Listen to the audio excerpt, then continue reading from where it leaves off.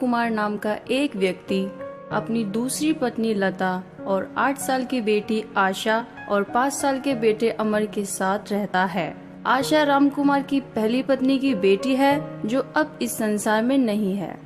6 साल पहले राम कुमार की पहली पत्नी गीता का देहांत हो चुका है। दूसरी पत्नी लता ने कभी आशा को माँ की तरह प्यार दुलार नहीं किया। लता हमेशा आशा को डांटती ही रहती है। लता अमर को स्कूल के लिए तैयार कर रही है।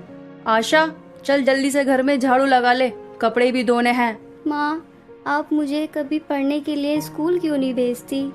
तू क्या करेगी कमबख्त स्कूल जाकर? अगर मैं तुझे स्कूल भेज दूंगी तो घर में काम क्या तेरी माँ का भूत करेगा? चल दफा हो जा और घर में झाड़ू लगा ले, नहीं तो तेरी क्लास में झाड़ू से यहीं ले दूंगी। चल भाग यहाँ से। आशा डर गई और वहाँ से चली गई। माँ, आप आशा दीदी को कभी स्कूल क्यों नहीं भेजती?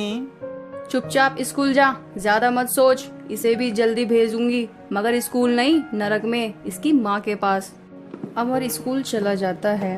अमर के स्कूल जाने के बाद आशा की सौतेली माँ आशा के पास आकर उसे पीटती है और कहती है, आशा, अगर तूने आज के बाद अमर के सामने स्कूल जाने की बात की तो तुझे जान से मार दूंगी, समझी?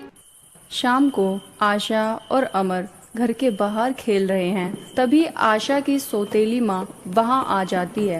हरामखोर, कितनी देर से तुझे बुला रही हूँ मगर तेरे कान पर जू नहीं चलती। अभी तुझे ठीक करती हूँ। तभी रामकुमार वहाँ आ जाता है और अपनी पत्नी लता को समझाने की नाकाम कोशिश करता है। अरे आशा की माँ, खेलने दो उसे, क्यों डांट रही हो? बच्ची ही तो है।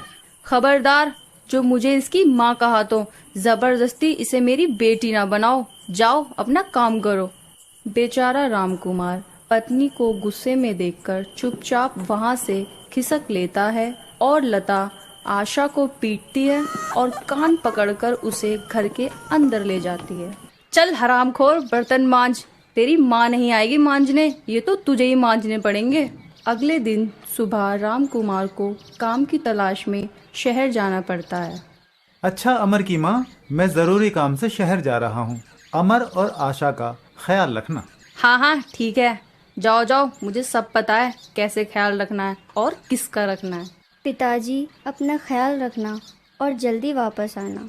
अच्छा बेटी, तुम भी अपना ख्याल रखना, मैं चलता हूँ।